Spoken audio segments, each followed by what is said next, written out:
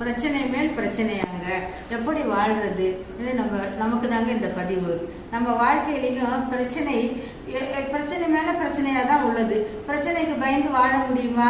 பிரச்சனைகளை களைய என்ன வழி தேடி வாழ்க்கையை சிறப்பாக வலித்து கொள்ளுமே இல்லையா வாழ வேண்டும். இதை பற்றி தாங்க ஒரு சின்ன கதையுடன் ஒரு அலசல். ஹாய், வணக்கம். நான் உங்கள் யோகா பாமா நந்தகோபால். அனைவரும் சிறப்பாக இருக்கிறீர்களா? அனைவரும் மிகவும் சிறப்பாக இருப்பீர்கள். என்னுடைய சேனல் லைக் பண்ணுங்க, ஷேர் பண்ணுங்க, சப்ஸ்கிரைப் பண்ணுங்க. ஓகே. ஒரு ஊரில் ஒரு இளைஞன் இருந்தாங்க. அவன் இளம் வயதுலேயே அவங்க அம்மா அப்பா இறந்துடுறாங்க. அவங்க அம்மா அப்பா இறந்துட்டா அவங்க தம்பி தங்கை இவனை பார்த்துக்கிற பொறுப்பு இவனை வந்துடுது. அதனால இவன் ஓடி ஓடி உழைக்கிறான். எவ்வளோ உழைச்சி அந்த குடும்பத்தை காப்பாற்றிக்கிட்டு அதுக்கும் இதுக்கும் சரியாக போயிடுது.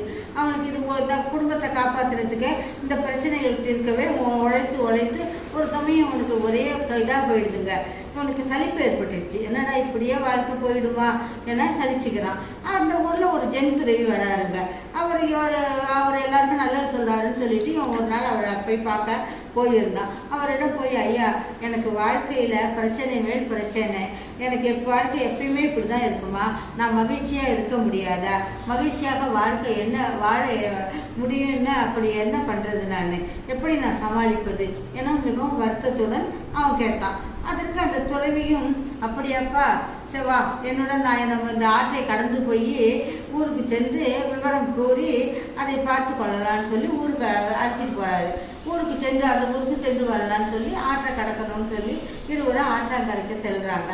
அந்த ஆற்றுல தண்ணி ஒன்றும் அதிகமாக போகல, ஒரு முழங்கால் அளவுக்கு மேலே தான் போகுது. அந்த ஊர்லேயும் அந்த ஆற்றை கடக்கிறதுக்கு ஒரு படகும் கூட இருந்துச்சு. ஆனாலும் அந்த துறவி ஆற்றை பார்த்துக்கிட்டே நின்னாரு.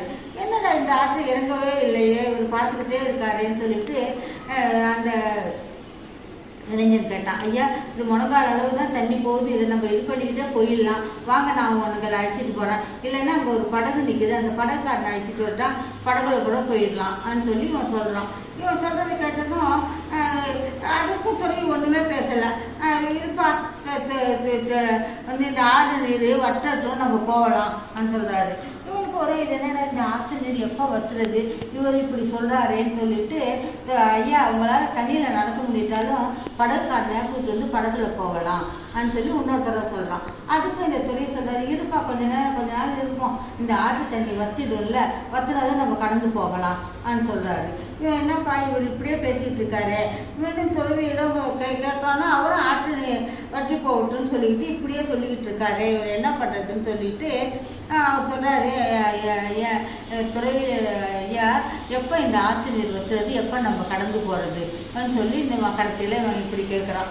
உடனே ஏதோ துறவி என்ன பண்ணாரு, சிரிச்சுக்கிட்ட, என்னப்பா கேட்ட, பிரச்சனை வந்துக்கிட்டே இருந்தால் நாம் எப்படி வாழ்வதுன்னு கேட்டாயாலவா, இந்த ஆற்று நீர் அப்படி தான், நம்ம வழியில் பிரச்சனைகள் அது வந்துக்கிட்டே இருக்குது. அதை போல் இந்த ஆற்று தண்ணி எப்பொழுது வற்றோம், நம்ம எப்போ ஆற்றை கடந்து போகிறது. ஆகவே அதற்கு வழி கண்டுபிடித்து நாம் நடப்பது தான் நல்லது. ஆகவே நாம் அதுக்கு வழி பிடித்து கொண்டு நாம் அந்த வழியில் பழகி கொள்ளணும். ஆற்று நீர் வற்றும் ஒன்று நம்ம உட்காந்துருக்க முடியுமா?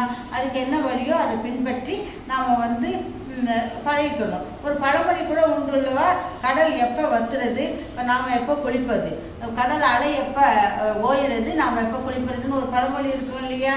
அதுபடி நம்ம அதுக்கு அந்த பிரச்சனைகளோடையே வாழ, அந்த பிரச்சனைகள் தேடிய தீர்வை பண்ணி நம்ம வாழ்க்கையை கண்டுபிடிச்சாதான், வாழ கண்டுபிடிச்சாதான் நம்ம வாழ்க்கையானது சந்தோஷமாக இருக்கும். புரிகிறதா? சொல்லி அனுப்புகிறாரு. அதுக்கப்புறம் சரி, நம்ம பிரச்சனைகளை என்ன இருந்தாலும் அதுக்கு தகுந்தபடி தீர்வை இது பண்ணிக்கலான்னு சொல்லி அதுலேருந்து அவன் அதற்கு பிறகு அவன் கொஞ்சம் மனபாரம் குறைந்து வீட்டுக்கு சென்றான். இதை போல தாங்க நமக்கு பிரச்சனைகள் வந்துக்கிட்டே தான் இருக்கும். கடல் எப்போ அலை போயும் நாம் எப்போ குளிக்க முடியும், அதை போல தான் பிரச்சனைகள் மேலே பிரச்சனைகள் வந்துக்கிட்டு இருக்கோம். அந்த பிரச்சனைகளுக்கு ஒரு தீர்வு கொடுத்து நம்ம அதை தீர்த்தோ அதன் வழியில் விட்டோ இது பண்ணுறப்ப நம்ம மனபாரம் குறைஞ்சிடும். புரிகிறதா?